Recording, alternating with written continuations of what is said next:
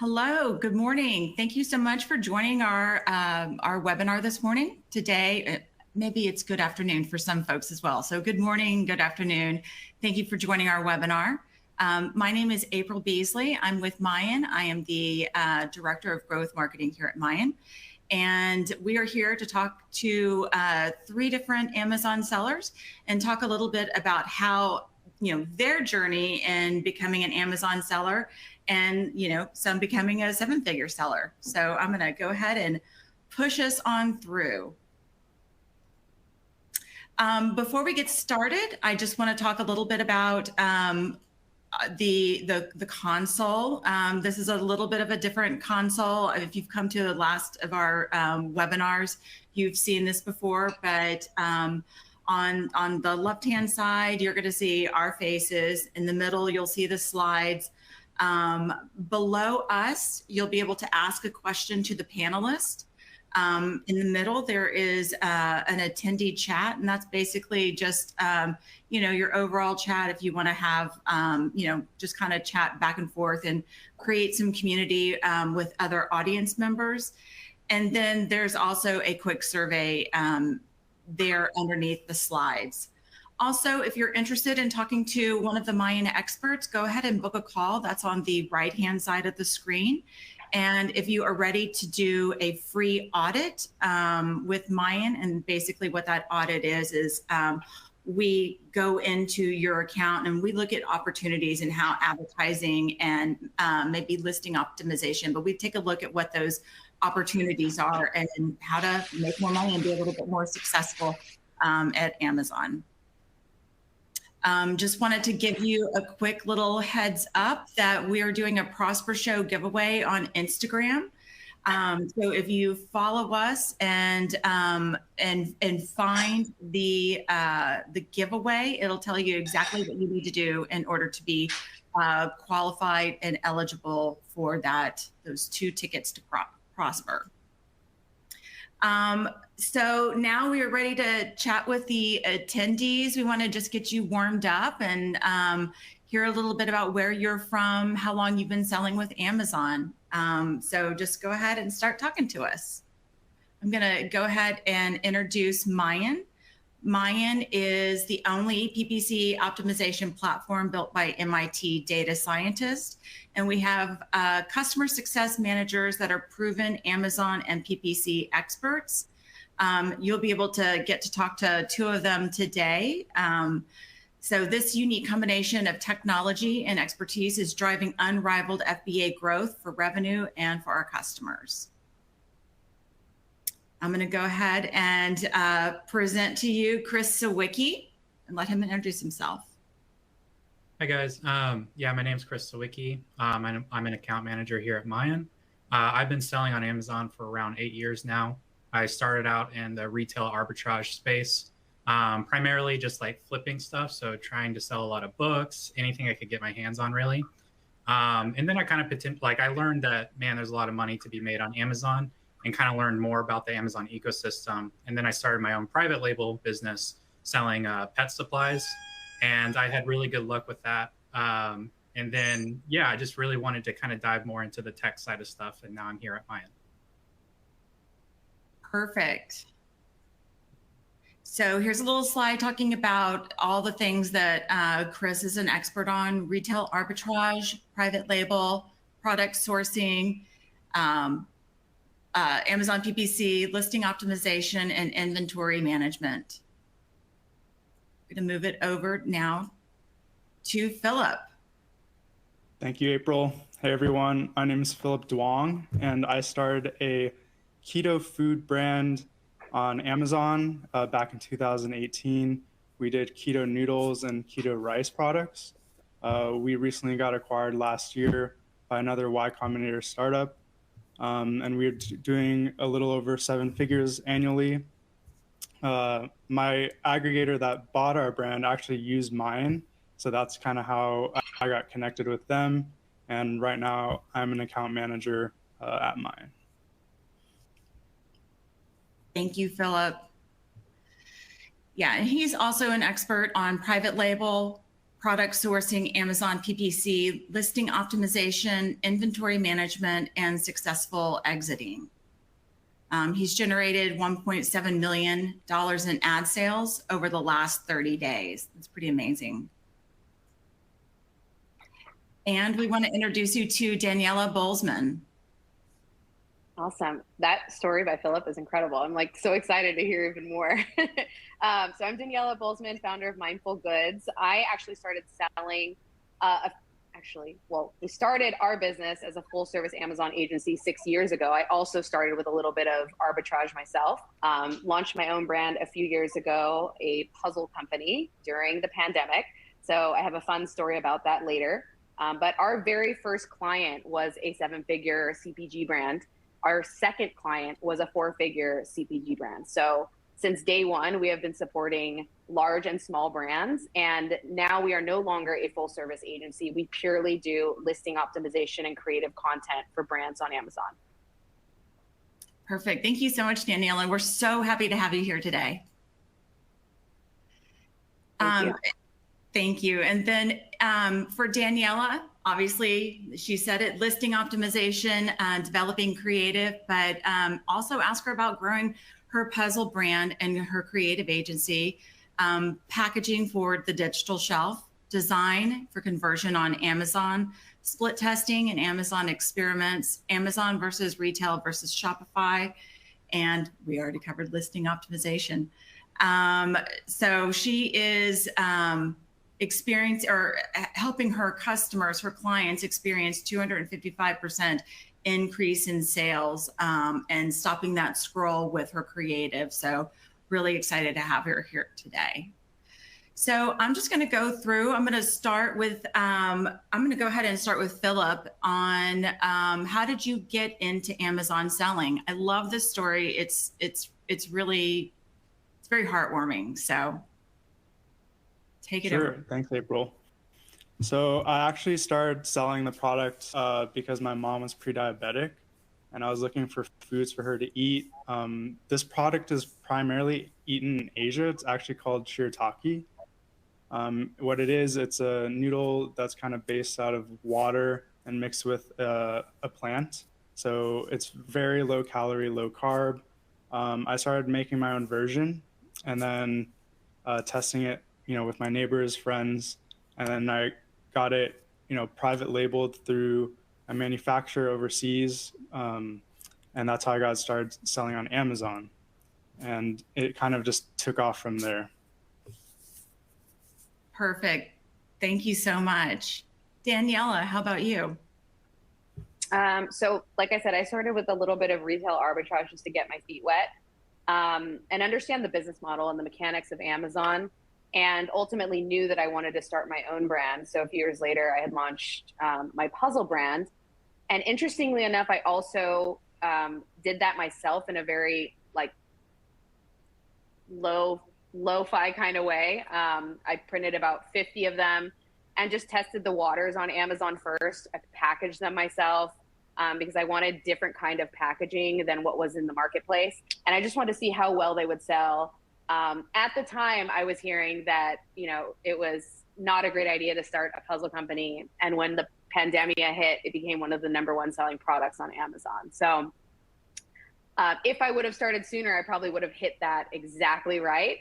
But you never know with these things. And it just taught me that maybe not listening to everyone else around you is the best idea when you're trying to build your own brand and you believe in something that should be out there. So ultimately, I ended up launching a second version of the product with much better packaging, and we still sell that version today. Well, if you watch The Last of Us, then you'll probably assume that there's going to be another pandemic, in the next few years. So you can use those puzzles then. I'll be ready. You'll be ready. But what brought you to Amazon? I mean, was there some sort of thing that sparked your interest, or was it just out of pure curiosity? Yeah, so my background's in marketing. I had a tech startup prior to Mindful Goods. And after I exited that business, I wanted to get into e-com, and it was going to be either Shopify or Amazon. And at that time, Amazon had purchased Whole Foods. And I was very blessed that my family has a business in CPG. And they were interested in Amazon, but had not yet launched to Amazon. So I asked if I could help out. I saw how steep the learning curve was for an experienced marketer with over 10 years of experience. And I realized that if it's this hard for me, it's going to be even harder for, founders who don't have this background. So ultimately, I ended up going the path of Amazon and just learning as much as I could in the first couple of years, and then kind of dialed into the one area of creative services. Perfect. Chris, I'm going to move on over to you, and why don't you go ahead and tell us a little bit about how you got into Amazon selling? Yeah, absolutely. So similar to Daniela, I started in retail arbitrage at first. And the way I kind of heard about it was actually through my dad. He said he was listening to something on like NPR about someone selling stuff on Amazon, and that was his whole business when he retired. And I was like, let me like do some research into that. I was, 20 years old at the time, so I was a broke college kid. And I really wanted something that was flexible schedule, and there's nothing more flexible than doing retail arbitrage whenever you can or whenever you want. So that's how I kind of fell into it. But as far as private label, I always wanted to start my own brand. After selling on Amazon for about 2-3 years, I was like, I really want to jump into this. It was a bit riskier than retail arbitrage, but I got a puppy and I realized how expensive pet supplies are and just how outrageous some of the markups are on it. So I was like, well, I'm passionate about my dog. I'm passionate about animals. So that's how I kind of fell into that category. That dog is easy to be passionate about. It's a cutie. Yeah. All right. I'm going to go on to the next intro question. And I'm going to start with Daniela this time. And how did you come up with a product idea? So mine was very personal to me. I think for all of us, it kind of was. I have always loved puzzles. It was something that I did with my grandparents as a child. I grew up in the States and my grandparents were in South America. So I didn't grow up speaking Spanish, although I wish I would have. And so puzzles was something we could do without having to necessarily know exactly what we were saying to each other. We were having fun doing a hobby. But that being said, as I got older, I stopped doing them because I just felt like the artwork was so boring. And then I realized how much I love street art. And one day I just was taking a photo of this beautiful mural in Chicago where I was living at the time. And I decided to make a puzzle out of it. And a few of my friends were like, oh my gosh, that's the coolest puzzle. Where'd you get it? And once I put the two together, I was like, okay, these are two things that people love, street art and puzzles. It's not, a new invention. I'm just taking two things that people love and putting it together. And that's how Lost Souls was born. We now support 50% female artists. We give back to BIPOC youth and in the form of art scholarships. And the idea is just to, keep archiving murals from all over the world over time and bringing street art into people's homes. Love that. Thank you so much. I'm going to go to Phil. I mean, I know we touched on this a little bit whenever you were talking about how you got into it. But if there's anything you want to share additionally, please feel free to. Sure. Yeah, I'd love to. So my background's in engineering, so I love to build and tinker with things. So cooking was another side passion of mine. Also in college, I was a lot heftier. My own product actually helped me lose 50 pounds over the course of about 2 years. So it was just like a great product, and that's how I ultimately came up with it, just to, help lose weight and help my mom with her diabetes. Wow, I need that product. All right, Chris, I'm going to move to you. Yeah, so I kind of already touched on it a little bit with my dog, having a puppy, and just kind of looking around and saying, man, there's probably an opportunity here, and just always wanting to, start a private label business. But just really quick on the technical side of stuff, I really wanted something that was lower risk, so something cheap to make, and a potential like micro niche market that people are not tapping into. So I started off with like medical pet supplies. So like knee braces and cones and some other smaller things to test out at first. And I used Jungle Scout for that to kind of find the technical side of the stuff. Great. I'm going to go ahead and start just peppering in some of the questions from the audience. And this one's specific for you, Chris. And since we're talking about the product idea, this is perfect. But from one of the attendees, what has been the biggest challenge you have faced with selling pet apparel? Is it a similar challenge with selling human apparel? Yes, I would argue it's a little more difficult when it comes to this, where people don't know the size of their dogs, and you can have a million size charts, but they think one thing, and then they get it, and then so the return rates can be pretty high a lot of the times, or complaints can be high, but usually it's customer error, where they don't measure their dog properly. They think their dog's a medium, where if you got to look at the chart and stuff like that. So I've had a big headache at first, not having a very detailed sizing charts, and I had to get, work with creative to get, that more in front of people to really visualize it for people instead of just having numbers. Perfect. Yeah, I can say I've bought some stuff for my dog online before, and I've been guilty of that, realizing that she's not as small as I think that she is. She's It's very common. Yeah. All right. Well, it looks like I've already kind of pre-asked you this question, or maybe not. Maybe not, Chris. But I'm going to go ahead and switch it to Phil. And is that right, or is it Daniela's turn? I think it's Daniela's turn. What was your biggest struggle with selling? I think I've had a few. I mean, it's interesting, right? Because we work with hundreds of brands every year, and they're all facing different struggles in different categories. So we've seen quite a bit. But in terms of my own journey, I will say that my product is not a product that you can really get 50 of. I have to get 1,000 minimum per SKU. So we're talking thousands of dollars between packaging and product. And then beyond that, the category, if you look at the first page, and I haven't actually dived into this in a while, but primarily the first page of Amazon was 90% sold by Amazon. And so that's a challenge, right? Because you don't actually know if you can even be competitive when Amazon's dominating the category. And what I heard was that they have kind of a monopoly between the manufacturers of puzzles around the world. So if there's thousands of puzzles being produced, and Amazon has relationships with all the factories, of course, they're selling direct to Amazon.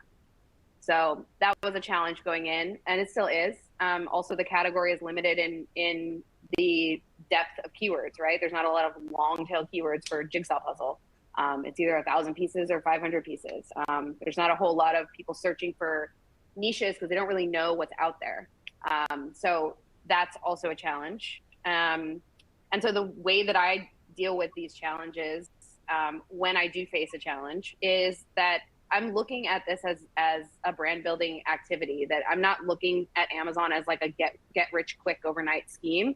I'm looking at building a brand over the next 5 to 10 years that I know will still be around. And so with every marketing activity that I do, I have that in mind. I'm not trying to just go in and dump a ton of cash into one, advertising campaign. I'm slowly growing the brand over time. And so it's a bit of a different perspective because it's also a seasonal product. So you have to be careful with when you're spending.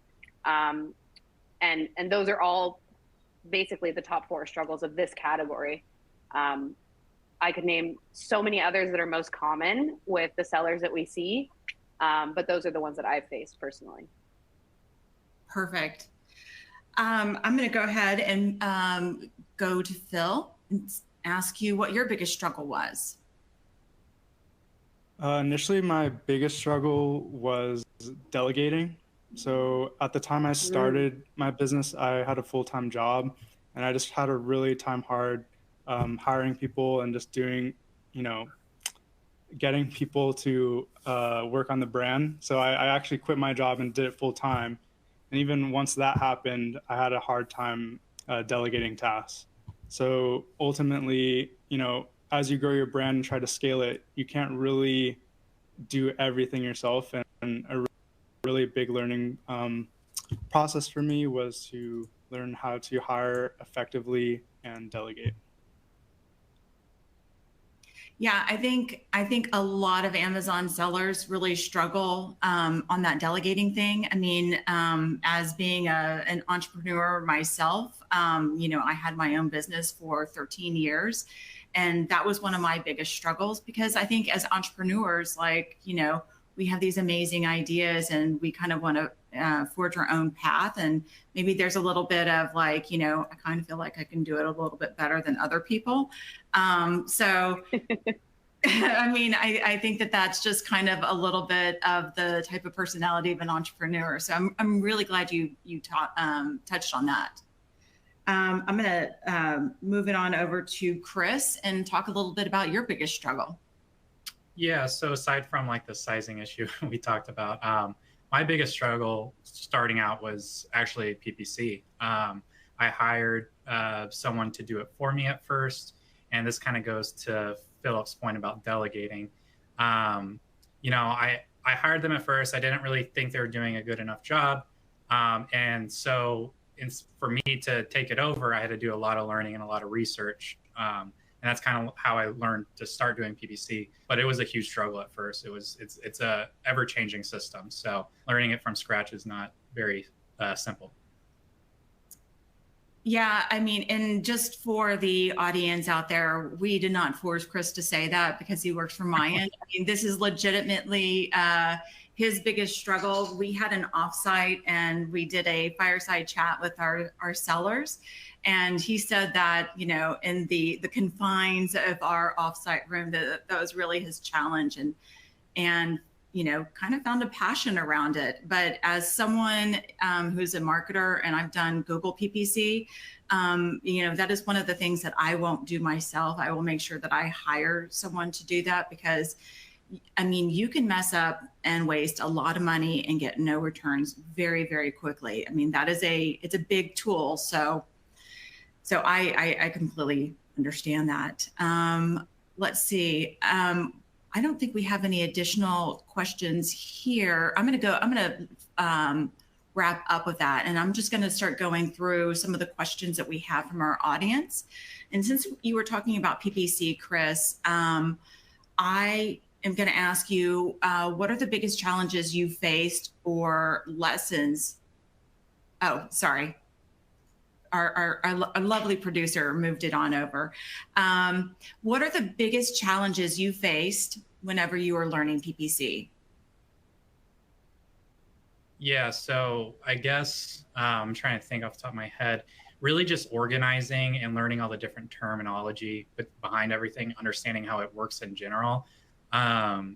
Also, to get a little technical here, understanding how the bids work and not just relying on Amazon suggested bids, and really kind of doing an in-depth guide of maybe using Helium 10 for search volume.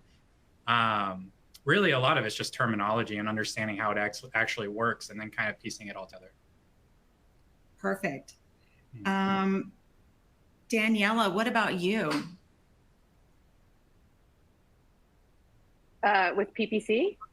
Yeah, did you repeat the question? Sorry. Yeah, well, I mean, I guess first of all, I would need to ask you, did you do your own PPC, or how did you handle that? Or how do you handle that? It's a great question.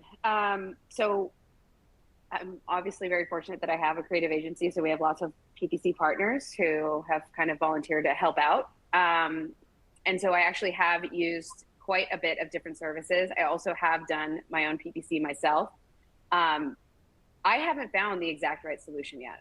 And I don't think that, like right now, I am running my campaigns with another tool. But I don't know if it's my category or what, but my product's also seasonal, right? So it's a little bit different and it's a little bit difficult. So the way that I kind of run my PPC is running it on like a slow autopilot up until peak season time, and then I start dialing it up. But even with that, I'm still like testing external traffic and other things. I'm not just leaning on PPC because I haven't found a profitable way to run our PPC yet. So that's why I'm not going all in on PPC. For other brands that are in like higher demand spaces that have more keywords to work with, they have more success. So it's not like PPC is always the answer for every brand. And so if you're lucky to fall into that bucket where you are able to figure out that kind of strategy, then I would be going all in on it. Yeah. And, we would love to, obviously, since you're one of our partners, we need to get you an audit and show you what some opportunities are. Let's see. Yeah. I'm going to go over to Phil, and you tell me, like, what was your experience like with PPC? Initially, my PPC experience was great. We didn't have too much competition in the beginning, but I think the biggest lesson I learned and the most important advice I could give is you got to keep optimizing, no matter what, because every win you can get, you should take. So you can do that easily once a week or once a month by just going into your campaigns and optimizing your bid strategy. Initially, I kind of let my foot off the gas because my PPC was working so well. But over time, as the space got more competitive, my metrics started going down a bit. But ultimately, I would say, just keep optimizing it over time, and it'll definitely help. Perfect. Thank you so much. We've got another audience question. This is from Tamar Arbelli. Sorry, I'm really bad at names, so just a blanket, I'm sorry. But here's the question. Aside from having a trademark and brand registry, what else do you do to protect your brands from other people copying your products? And I'm going to go to, I guess this is really, I think I'm going to go with Daniela on this, because I believe we talked a little bit about this once before. Sure. I mean, one of the biggest things I think for me, seeing so many different brands that come to us, one of the things that we look for when we're going to work with a client is we really want to understand, is this person starting a brand that they're looking at long term? Are they an actual brand builder, or are they just taking something from China, changing the color of the box, and then trying to do private label? For us, that's less interesting, right? Because there's going to be 100 competitors behind you, and you might not be around in a few years. And so we really want to work with brands that are really thinking that way and having that longevity towards the way that they're building their strategy. And so that's kind of the approach that I took, is that I knew that the puzzle brands are nothing new. Puzzles have been around forever. They're not going to go away. And so I just wanted to take a fresh perspective on it, apply some new art, do something different with the box, and just really stand out in search results. And that's exactly what we've done, right? So I don't think you have to be like crazy innovative, but I do think you do need to think about critically, like, what are other people doing with their products on Amazon? What are they doing with their packaging? How are they standing out? How many competitors do I have to compete with? Can I even stand out in this competitive landscape? Yes or no, Perfect. We were getting literally so many questions in here, so I'm not going to necessarily go to everyone. I'm going to kind of pick and choose. But I do want to ask the same question to you, Phil, since I know you had a very unique product. Right. Yeah, I think brand messaging is extremely important. Like, if you want to keep growing your business, and that's what my initial goal was, I wanted to have a brand that lasted 10 years plus. But, the exit kind of window happened, and I decided to make that decision.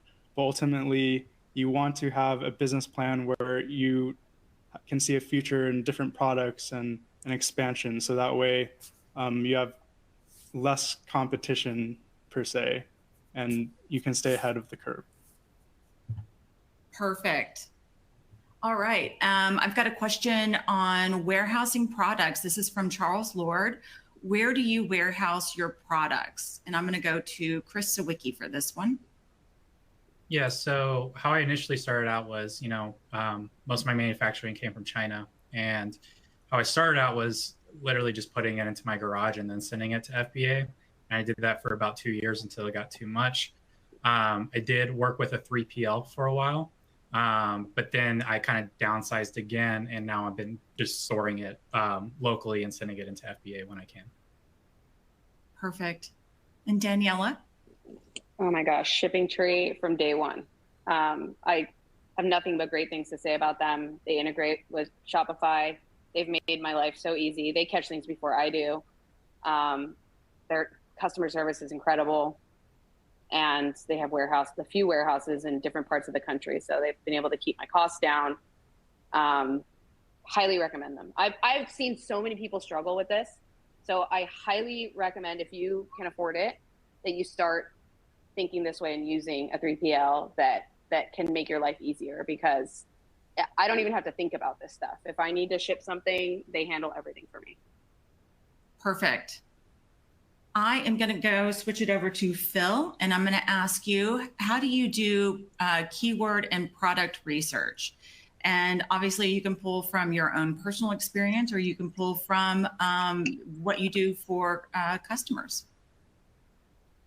Sure. So before I was at Mayan, I would use tools like Helium 10 and Jungle Scout. These tools are pretty powerful in terms of how you can find keywords, find search volume, and things like that. Also trends. But working with Mayan, we do have our own software that we use where we can find other keywords that work very well for our customers.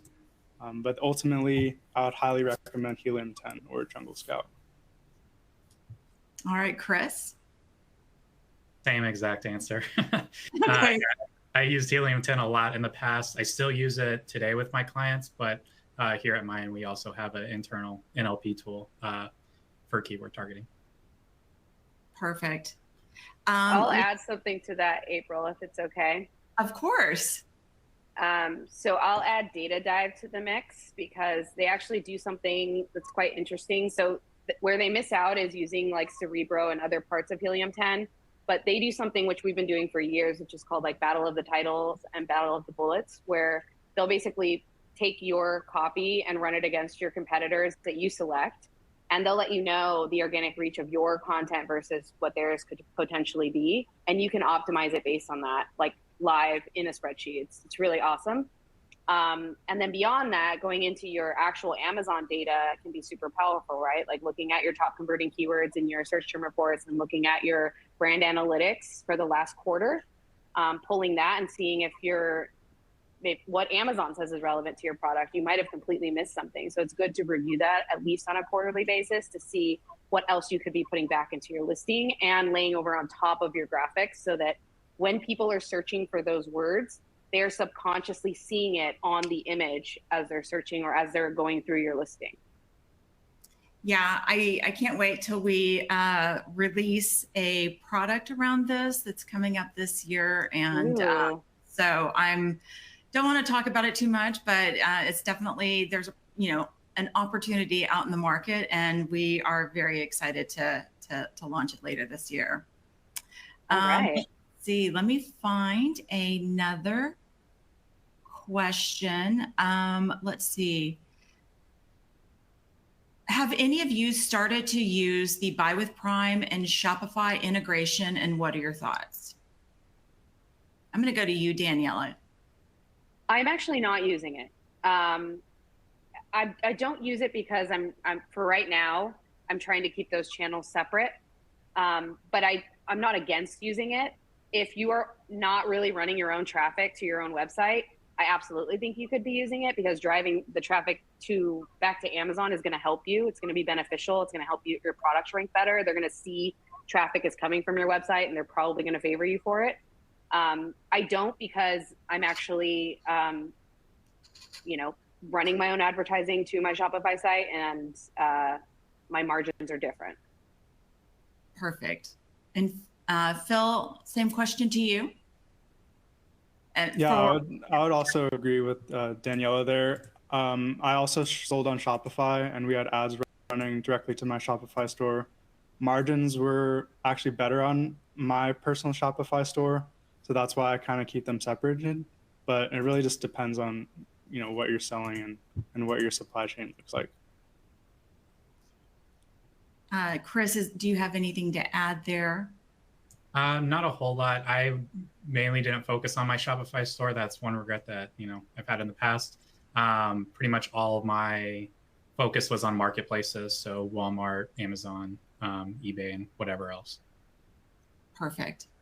I've got a cluster of around the acquisition process. So I'm going to just kind of focus on you, Phil, for a second. Let's see. Are you glad you sold your private label business? And what do you miss, if anything? Yes, I am, but I do miss it. It kind of is your own child. So it's definitely something I always think about. I always check on it to see how it's doing and what the new brand owner is launching with it. But ultimately, yes, I am happy with it. It was a lot of stress on the weekends, getting messages from people. Also, sometimes your listing gets taken down abruptly. So now that's gone. It's definitely a little less stressful. Yeah, I can imagine. That's kind of like me. I loved being a solo entrepreneur, but now, I'm not working so many hours. I'm not working all weekend and all night. So completely understand. We've got another question. What were some of the learnings from the acquisition process? Oops, it jumped. What are some of the learnings from the acquisition process and when you sold your business? Is there anything that you would redo or change in terms of selling? Yeah, I think if you want to exit eventually, I would start changing your bookkeeping to an accrual basis, because this was actually a huge roadblock for me in terms of getting a proper evaluation. Because everyone who does try to acquire you, they only want to look at accrual accounting. And what that is, it's pretty much money gets accounted for before it's received. So generally, a lot of businesses, they're based off cash basis accounting. So I would highly recommend to shift over to accrual. Perfect. What was an unexpected roadblock that you came upon whenever you were exiting? That was one.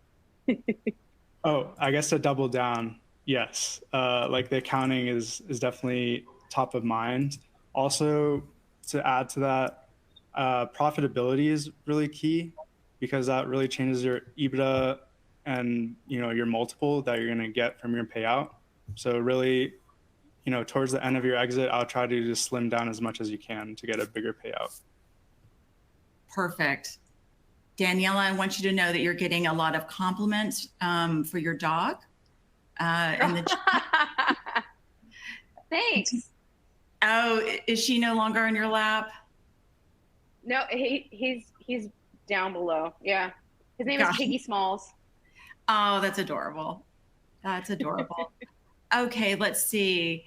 Have any of you used SKU Drop to ship your products from China? If yes, what has your experience been? I have not. Not either. And Phil? I was muted, sorry. I have not either. Okay. Is that the name of a company? A shipping company? So. I personally have not heard of it, and I almost called it Skull Drop, and I was like, oh no, that's SKU Drop. Yeah, so I don't know. Let's see. Another question, what tools do you use to mine the sales data of competitive products and to see their sell-through volume and ad spend? I'm going to go ahead and start with you, Daniela, since you're up on the screen. I mean, I think we already said it. Helium 10, Jungle Scout, Data Dive. I think if you connect your Data Dive account to your advertising account, it'll give you the advertising metrics, but I'm not sure if they base it off of competitors. Like, I think it's more of like what you would need to launch, like a launch strategy approach, but I haven't actually done that, so I don't know. Okay, perfect. Anything to add, Chris and Phil? Not necessarily. I would say like I use both Jungle Scout and Helium 10. I haven't really used Data Drive much in the past. But I kind of use the two for two separate things, even though they kind of do both for like product discovery and in-depth product research of a competitor. I usually use Jungle Scout, whereas Helium 10, I use like Cerebro and use more of the keywords and search volume trends. Perfect. Now I'm getting a lot of questions around advertising. So I'm gonna stay with you, Chris. Let's see. Sorry, this chat, it kind of bounces around. How much should I be spending on advertising to be successful? How do I know if my advertising is working or if I'm just setting my money on fire? That's a complicated question for the first part of it, how much you should be spending. It's really, I guess, down to your return on ad spend, so your ROAS, and the overall like competition in the market. So if someone's selling, if a normal competitor is selling like $10,000 a month and you're only selling $1,000 a month, then you should probably up your ad spend a little bit. And then what was the second part to that question? How do I know if my advertising is working or if I'm just setting my money on fire? Yeah, so it just comes down to the metrics, the ROAS and tacos. You'll need to do some math, look at your margins and see how much you're able to spend on a percentage wise. And then, yeah, it's just optimizing from there. But I guess a successful PPC campaign is something that you're profitable on at the end of the day, and it's driving sales that you would otherwise not get organically. Perfect. And Phil, do you have anything to add on that? Yeah, I guess at least from our customer perspective, we have a lot of people looking at tacos, and I see another question about I'm having trouble with tacos. How do you deal with it? So tacos is, for those who don't know, it's total advertising costs over spend. So generally, the lower percentage tacos you have, that means the more organic sales you're getting. So people generally want to be around 10%, but if you're growing your brand, you have new products, this can be around 20%, 25%. So that can help you kind of gauge how much you should be spending on your advertising. And hopefully that helps. Also, I guess to jump onto that, like how do you deal with tacos? The best way is to really try to increase your return on ad spend. So you want to just keep slimming down as much as you can by being more profitable. So you may want to do that by reducing your bids or cutting out targets that aren't really working. Perfect. Okay, I'm going to go ahead and mark that one done. I think this is going to be a great one for really all of you. How can I motivate my customers to leave me great reviews or more good reviews? They all rate my product with 5 stars, but I'd like to get more testimonial reviews on why they liked it. I'm going to go ahead and start with Daniela. That's a great question. So product inserts are one great way. You have to make sure you're doing them within terms of service. I've actually seen people doing really interesting things where they're asking people to share their testimonials on TikTok and Instagram and doing all kinds of fun things with social media. So that can depend on your product and whether it lends itself to that. But beyond that, making sure, I mean, there's now an emailing feature within Amazon, which can also help with that. But I think it's either an email or you're asking for the one-click review, right? I don't think you're supposed to be doing both. And so for a lot of people, just asking for the one-click review is a lot simpler of a process, and it can be automated in your Amazon Seller Central dashboard. So it just depends on how badly you want those testimonial reviews. But I think an insert in this case would be the way to go. Perfect. Chris. Yeah, I was going to mention the same thing, leaflets, inserts in there. Obviously, making sure that you're abiding by Amazon's terms of service. I saw a huge uptick when I started doing that, because when I first started out, I did not. But I saw, a big lift in reviews after trying that out. Another big thing is just your overall presentation of your packaging. I think that's a big driver too. Making sure the customer feels like they're buying something tangible instead of just, a white box and they open it up, use the product, and that's it.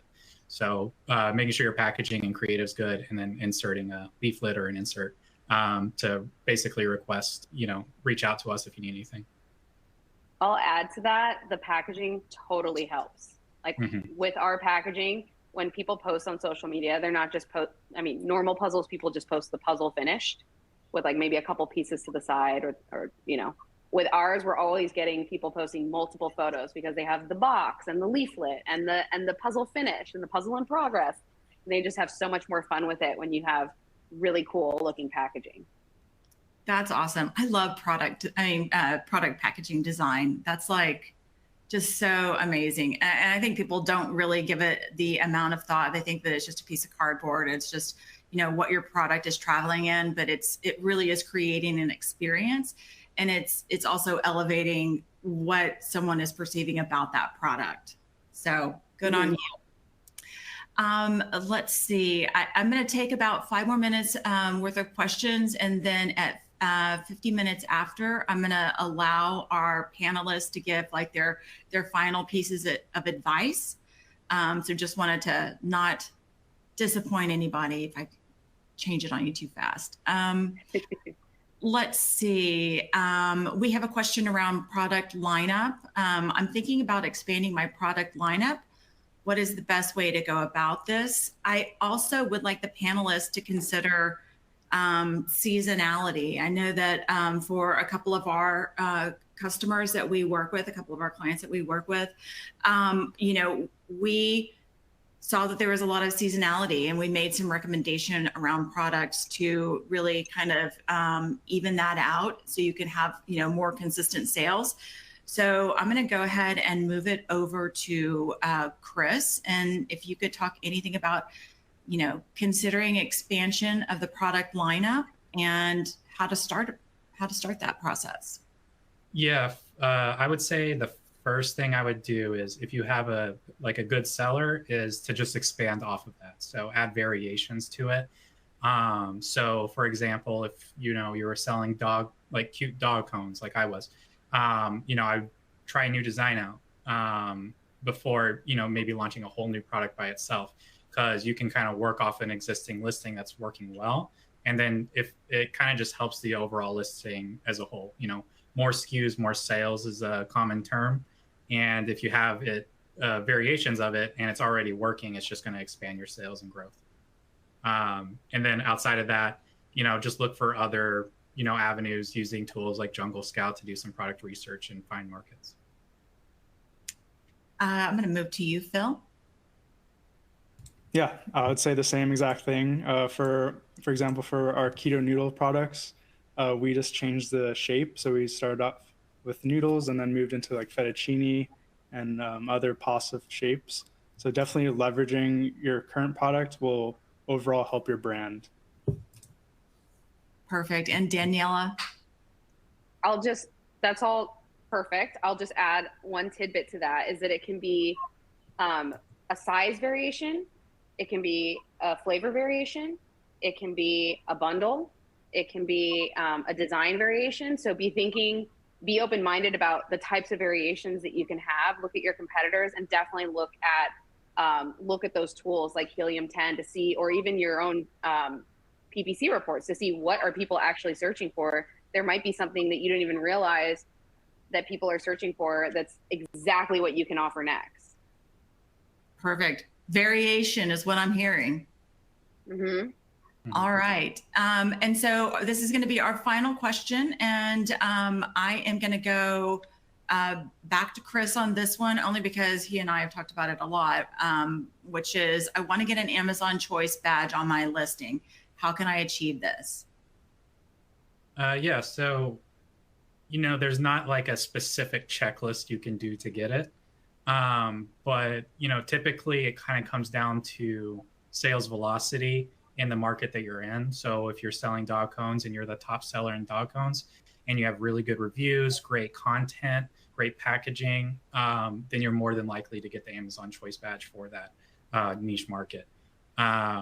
There's a lot of other badges within that as well. So like new seller badge or top new seller badge. Like if you just recently released a product in the first like 3 months and you're starting to sell a lot out the gate, you can get a badge like that as well. But typically it really just comes down to review rate and sales velocity. Perfect. Phil, do you have any additional insights or thoughts? Yeah, I guess to add on to that, if your product is way out of range in terms of pricing, so let's say the average price point for the product you're in is like $25 and your price point at, let's say 70, you're likely not going to get the Amazon Choice Badge just because your price is a lot higher than the average. So I would keep that in mind as well. Great point. And Daniela, do you have any things that? Of course. Of course. To add on to that, I'd recommend everybody go to check out. I'll totally give credit. Chris Rawlings has an awesome guide on LinkedIn that he just published last week. And it'll break down, like, even if you can't get that badge, it'll break down all of the other types of badges that are actually achievable and how that will help you optimize your listing, especially on mobile, by increasing the size of how your product or how much space your product takes up in the search results. So on mobile, it's typically like a square, right? Well, every time you add one of these little badges, which can be a number of different types of badges that he lists out, even just trying to accomplish 1, 2, or 3 of them is going to increase the percentage of space that you take up in search by, 20% or more. Great. That really great. Thank you so much, Daniela.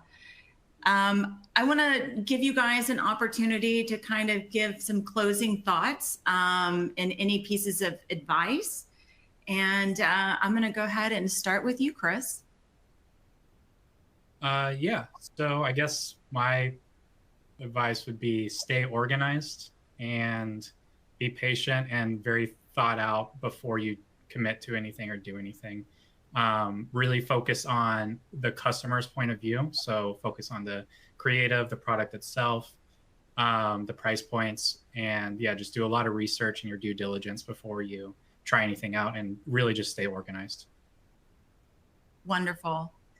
And Daniela? Mine is kind of a pairing of the two things that I talked about today, which is really having that mindset for brand building, but also trying to stay along the lines of making your product different and interesting, and doesn't have to be crazy innovative, but really trying to think through that from the beginning is going to help you long term. Perfect. And then finally, Phil.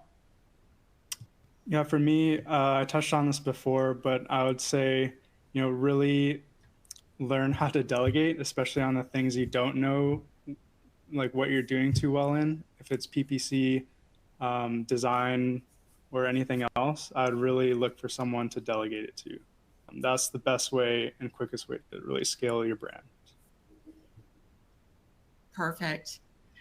We've got one final question, and it's just for Daniela. You talked about where to get that guide or a guide for the different badges. Could you say that one more time? Yeah, on LinkedIn, search for Chris Rawlings, and he posted it as a blog post in the last week or so. Chris Rawlings. And I think that last name is spelled right, Peter. Oh, that's right. You guys can see that as well. Okay. Perfect. Well, thank you all so much. This was so much fun. I really enjoyed it. And it looks like the attendees did as well. So thank you so much. And we hope to see you all at Prosper. All right. Take care. Thanks, April. Thank you. Thank you.